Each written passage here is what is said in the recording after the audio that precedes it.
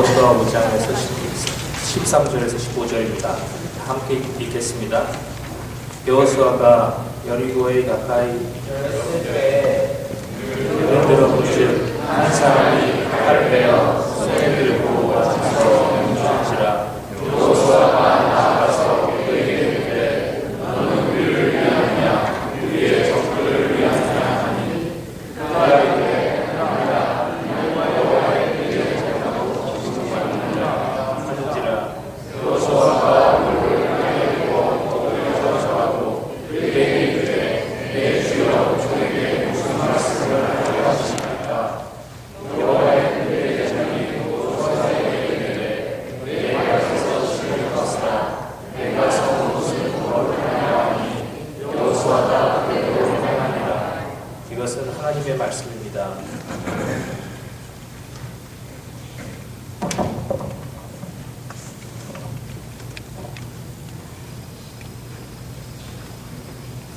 오늘은 여호수아에 대한 말씀입니다. 여러분, 여호수아 하면 어떠한 생각들이 지금 떠오르십니까? 모세의 후계자, 그리고 또 여리고성 전투, 그리고 또 전쟁 중에 태양이 멈춘 사건 등등. 그래서 우리는 보통 여호수아를 생각할 때 굉장히 호전적이고 전쟁에서 승리한 그러한 용장과 같은 느낌을 받죠. 그러나 우리의 생각과는 달리 여호수아는 굉장히 두려움이 많은 사람이었던 것 같습니다. 여호수아 1장에 보면 하나님께서 여호수아에게 두려워하지 말라고 3번씩이나 강조하고 있는 것을 우리는 보게 됩니다. 특별히 1장 9절에 보면 이런 말씀이 있어요. 마음을 강하게 하고 담대히 하라. 두려워 말며 놀라지 말라. 하나님이 여호수아를 계속해서 인커러지 하시죠. 여호수아는 위대한 지도자인 모세의 후계자였습니다. 아마 그것이 큰 부담감으로 작용했을지도 모르겠어요. 또 그가 없이 홀로 그 많은 이스라엘 백성들을 데리고 가나안 땅에 들어가서 전쟁을 해야 한다는 것, 그것은 굉장히 큰 두려움이었을 것입니다. 여호수아는 모세에 비해서 나이도 어렸고요, 경험도 부족했고요, 그리고 능력도 없는 그러한 지도자였기 때문이에요.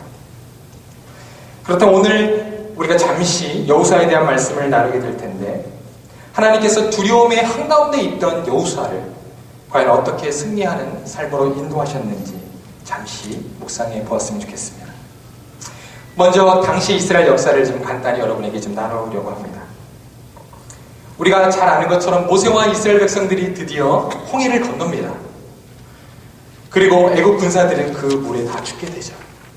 이스라엘 백성들은 환호했습니다. 기뻐했습니다. 그러나 그 기쁨과 환호도 잠시뿐, 이스라엘 백성들에게는 40년간의 그 혹독한 광야의 삶이 그들을 기다리고 있었습니다. 너무나도 고된 여정이었죠. 그러나 하나님께서는요, 신실하게 그 광야의 삶 가운데서도 아침에는 여러분 만나로, 그리고 그 뜨거운 낮에는 구름기둥, 그리고 저녁에는 또 고기를 먹여주시고 외출하기로, 그리고 또 추운 밤에는 불기둥으로 그들을 보호해 주셨습니다. 그리고 이제 그들이 40년간의 생활을 마치고 드디어 가나안 동쪽, 여러분 모압 평지에 그들이 다다르게 됩니다. 그곳에서 모세는 죽죠. 그리고 이제 다음 세대의 지도자인 여호수아와 함께 이스라엘 백성은 드디어 가나안 땅으로 진격을 하게 됩니다. 그 첫 번째 시험대가 바로 요단강이었어요. 비록 홍해보다는 작은 강이었지만 그 강을 건너는 데 있어서도 큰 시험이 필요했습니다. 그러나 하나님께서는 그곳에서도 물을 가르시고 그들을 기적적으로 가나안 땅에 인도해 주십니다. 여러분 어떻습니까? 이제 이쯤 되면 가나안 땅에 도달하고 그들에게 샬롬, 평화가 좀 임해야 하는데, 여러분 성경을 보니까 이제 그들에게 가장 큰 시험대인, 가장 어려운 바로 그러한 전투가 남겨져 있는 바로 여리고성을 앞두고 있었습니다. 우리는요 보통 가나안을 천국으로 많이 이렇게 비유를 하죠.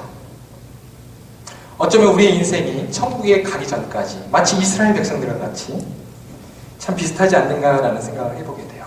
이 산을 넘으면 또 저 산이 기다리고 있고, 조금 우리 가운데 평안이 임하는 것 같으면 또다시 엄청난 산이 우리를 기다리고 있습니다. 바로 그것이 우리의 인생이 아닌가.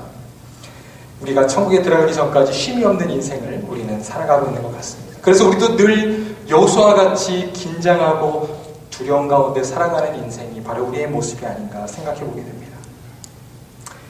그런데 이제 이 여호수아와 이스라엘 백성들이 가나안의 그 여리고성을 앞두고 길갈이라고 하는 장소에 머무르고 있었습니다.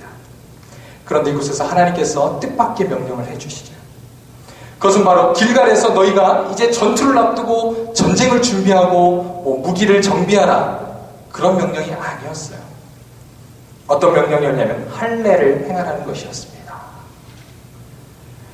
여러분, 여리고성 전투를 앞둔 남자들에게 할례를 행하라는 것이었어요. 참으로 이해할 수 없는 명령이었죠. 이때 여러분, 여호수아와 그 군사들의 마음이 어땠을까요? 처음에 하나님께서 주셨던 그 믿음의 용기와 그 결단들, 그것들이 사실은 시간이 지나면서 조금씩 수그러들고 있었는데 그 할례라는 명령 앞에서 아마 여호수아는 낙담했을지도 모릅니다. 왜냐하면 인간적인 계산을 해봤을 때 여러분, 굉장히 위험천만한 상황이었기 때문이에요.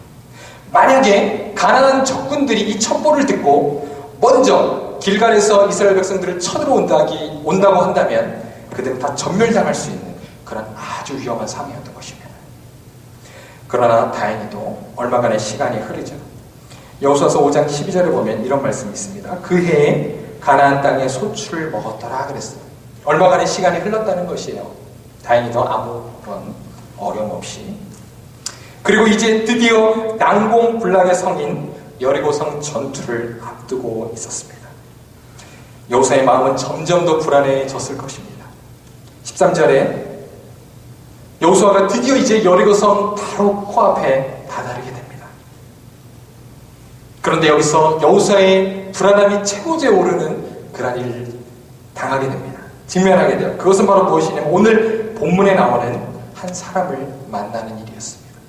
그런 성경에 보니까 한 손에 칼을 빼어든 한 사람이라고 성경에 기록되고 있습니다. 바로 여리고성 앞에서 적의 어떤 장군으로 여러분 예상되는 그런 한 사람을 만나게 되었던 것이에요. 그래서 여호수아의 질문이 당시 그의 심리적 상태가 어떠했는지를 보여준다고 생각을 해요. 이렇게 질문하죠. 당신은 우리를 위함입니까? 아니면 적들을 위함입니까? 라고 질문을 합니다. 다시 말해서 아군이냐 아니면 적군이냐 이렇게 묻고 있는 것입니다. 아마 여호수아의 목소리가 떨렸을지도 모릅니다.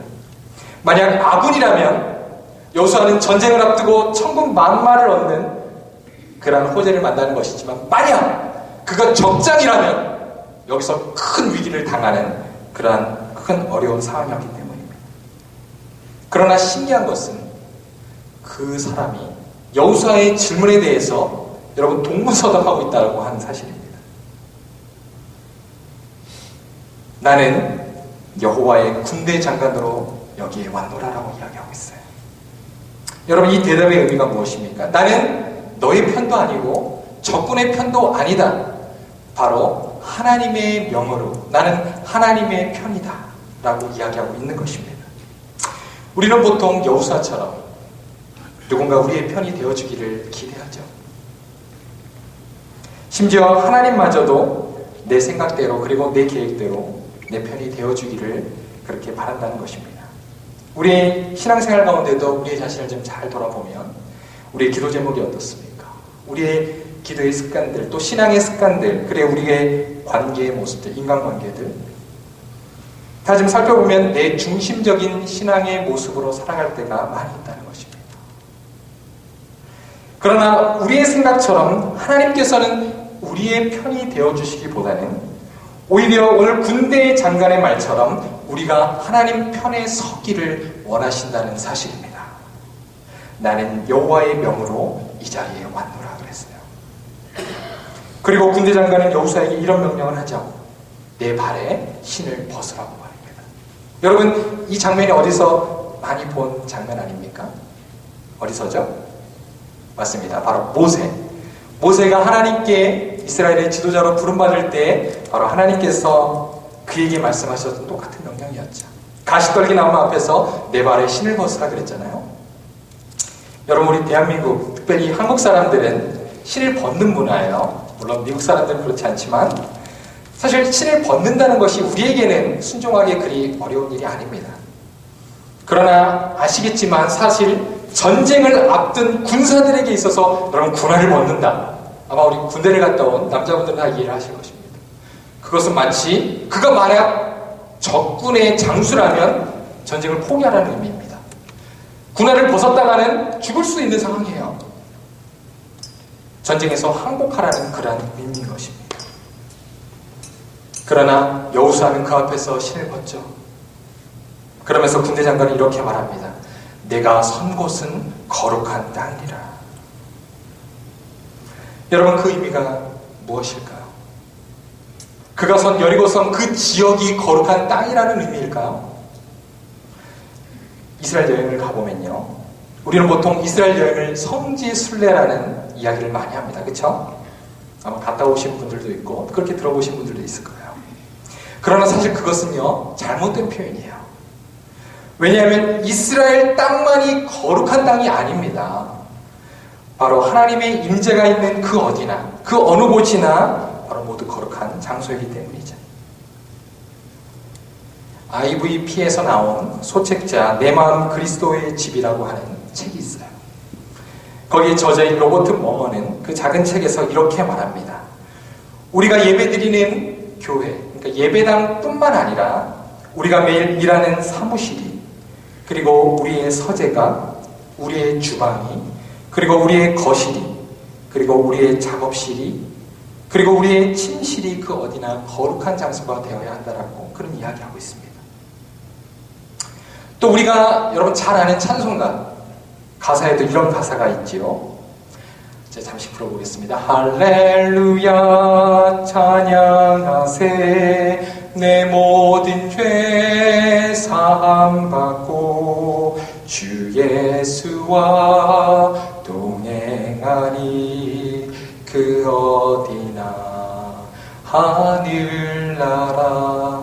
여러분, 바로 하나님과 동행하는 곳, 하나님의 임재가 있는 곳, 그것이 바로 하나님의 거룩한 장소라는 것이에요.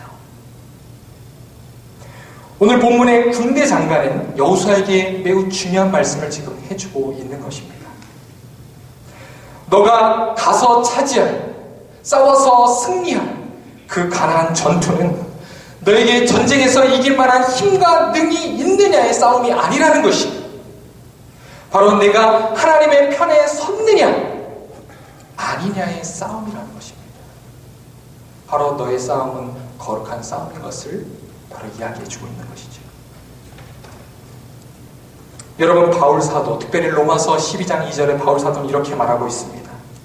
너희는 이 세대를 본받지 말고 오직 마음을 새롭게 함으로 변화를 받아 하나님의 선하시고 기뻐하시고 온전하신 뜻이 무엇인지를 분별하도록 하라 그랬어요. 우리가 서야 할 곳이 어디인지를 말씀해주고 있는 것이죠. 그리고 여호수아와 이스라엘 백성들은요, 정말 말도 안 되는 방법으로 그렇게 난공불락의 성인 여호수아 전투를 승리합니다. 우리가 다 잘 아는 것처럼. 이처럼 전쟁의 승리는요, 오직 하나님의 말씀을 순종하고 그를 전적으로 의지함에 달려 있었다라고 하는 사실입니다. 그러나 여러분, 그 큰 싸움의 승리의 기쁨, 그것도 잠시뿐이었어요.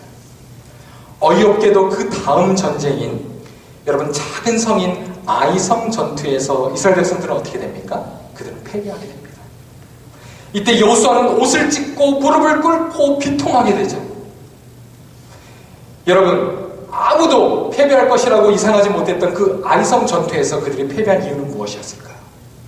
그것은 바로 하나님을 전적으로 의지하지 않고 다시 자신들의 힘과 능력으로 그 전쟁에서 이기려고 했기 때문입니다. 즉, 그들이 여러분 여리고 성의 큰 전쟁의 승리로 말미암아 다시 교만했던 것이죠. 방심했던 것이죠. 여러분, 이처럼 우리의 힘과 능력이라고 하는 것은 아주 연약한 것이에요. 바울 사도도 특별히 로마서에서 나는 죄인 중에 괴수라고 했어요. 바울 사도 같은 사도도 그는 영적 전쟁에서 승리할 수 없다라고 고백했던 것이에요. 내 힘으로, 내 능으로. 그러므로 우리는 크리스찬으로서 여러분, 우리 율법적인 신앙생활을 해서는 안 된다라고 하는 것입니다. 율법적인 신앙생활이란 무엇일까요? 그것은 마치 신약성경에 나오는 바리새인들과 같이 신앙생활하는 것이에요.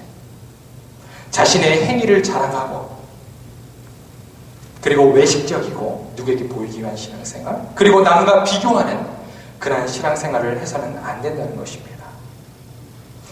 우리는 항상 하나님의 은혜를 구하고, 그리고 그분을 예배하고 겸손히 우리의 발에 신을 벗는 그러한 모습으로 하나님 앞에 신앙생활을 해야 한다는 것이에요.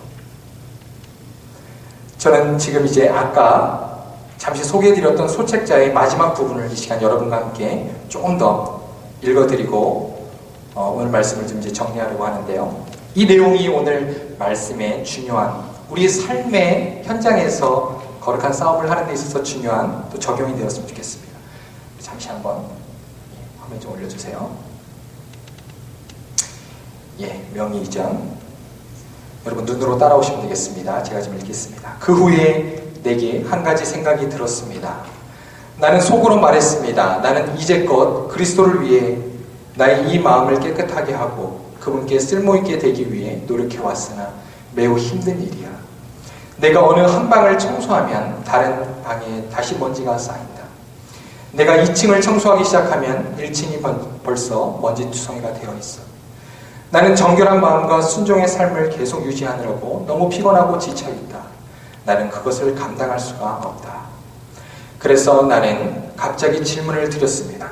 주님, 이 집 전체에 대한 책임은 당신이 그 벽장을 치우셨듯이 저를 위해서 이 집을 다스릴 수는 없겠습니까? 제 마음을 바람직한 상태로 만들고 제 삶이 마땅히 설 곳에 서도록 하는 책임을 맡아주시지 않겠습니까? 나는 대답하시는 그분의 얼굴이 밝아져 온 것을 볼 수 있었습니다. 맡아주고 말고 그것이 바로 내가 와서 하려던 일이다. 내 자신의 힘으로는 승리하는 그리스도인으로 살 수 없다. 내가 너를 통해서 또 너를 위해서 할 수 있도록 해다오. 그것만이 유일한 해결책이다. 그런데 하고 그분은 덧붙여서 천천히 말씀하셨습니다. 나는 이 집의 한간 손님일 뿐 주인이 아니다. 내게는 이를 수행할 권한이 없다. 건물이 내 소유가 아니니까 말이다. 나는 곧 그 점을 깨닫고 흥분된 어조로 이렇게 소리쳤습니다. 주여, 당신은 손님이었고 내가 주인이었습니다. 이제 후로는 제가 하인이 되려 합니다. 당신이 저와 이 집의 주인이 되어 주십시오. 나는 서둘러 금고로 달려가서 재산과 부채와 및 가옥의 부지와 매매 조건이 명시되어 있는 집문서를 꺼냈습니다. 그리고 그분께 황급히 돌아와서 간절한 마음으로 소명한 뒤 무릎을 꿇고 영원히 그분의 소유가 되도록 넘겨드렸습니다. 그분은 그날 나의 삶을 받으셨습니다. 그래서 나는 당신에게 그리스도의 삶을 사는데 이보다 더 좋은 방도가 없다는 것을 말씀드릴 수 있습니다. 그분은 그리스도의 삶을 아름답게 하고 사용하는 방법을 알고 계십니다. 그리하여 깊은 평화가 내 영혼 위에 자리 잡은 것입니다. 영원토록 나는 그분의 것이요 그분은 나의 것입니다. 아멘. 여러분, 이 예화가 어떻습니까? 혹시 여러분 오해하지 마실 것은 이 글의 내용에 이 사람이 자신의 모든 전 재산과 모든 집문서를 가지고 주님께 드렸다. 여러분, 그렇게 여러분의 모든 것들을 교회에 드리라는 말이 아닙니다. 우리 마음 가운데 있는 가장 우선순위, 내가 가장 사랑하는 것, 내가 가장 소중히 여기는 그러한 나된 그것들을 주님께 모든 책임을 맡겨드리는 것이에요. 여호수아는 이처럼 자신의 힘으로가 아니라 하나님을 전적으로 의지하는 그 전쟁의 경험들을 통해서 그가 결국 혼자가 아니라는 사실을 깨달았을 것입니다. 여러분, 지도자의 위치는 외로운 자리죠. 또 부담스러운 자리이죠. 그러나 여호수아는 하나님께서 처음에 그를 부르셨을 때 말씀해 주셨던 두려워하지 말고 담대하라 라고 말씀하셨던 그 의미가 무엇인지를 그는 전쟁 속에서, 거룩한 전쟁 속에서 그는 스스로 깨닫게 되었던 것입니다. 오늘 말씀을 정리하면서 이 세 가지 내용을 우리가 함께 기억했으면 좋겠습니다. 첫째는 우리는 하나님 편에 철저히 속해 있어야 한다는 것입니다. 그리고 둘째는 그분이 우리의 삶의 각 영역의 주인이 되시도록 그분을 우리의 삶 가운데 초청해야 한다는 것입니다. 그리고 셋째로 마지막, 그러한 삶을 살게 된다면 우리의 인생은 바로 그분께서 인도하시고 그리고 그분께서 주장하시고 보호하시는 그런 승리하는 삶이 될 줄로 믿습니다. 기도하겠습니다. 하나님 감사합니다. 이 짧은 시간 여호수아의 말씀을 통해서 두려움의 한가운데 있던 여호수아에게 담대하고 승리하라고 말씀해 주셨고, 그의 삶의 모든 전쟁 가운데 하나님께서 그 모든 것들을 경험케 하심으로 그가 궁극적으로 하나님을 전적으로 의지하는 삶이 무엇인가를 깨닫게 하심을 감사를 드립니다. 하나님, 우리의 삶도 마찬가지로 이 산을 넘으면 또 저 산이 나타나고 쉼이 없는 인생입니다. 우리도 늘 두려움 가운데 있습니다. 늘 긴장 가운데 있습니다. 우리 스스로 우리의 삶을 주장하고 우리의 힘과 능으로 나아가려 하지 않게 하시고, 하나님께 우리의 삶의 핸들을 맡겨드리게 하셔서 하나님께서 우리의 삶을 인도해 주시고 우리와 함께 하심을 경험할 수 있도록 인도하여 주시옵소서. 우리의 삶 가운데 날마다 믿음의 싸움 가운데 승리하는 하나님의 거룩한 백성들 될 수 있도록 인도하여 주시옵소서. 이 모든 말씀 예수님 이름으로 기도합니다.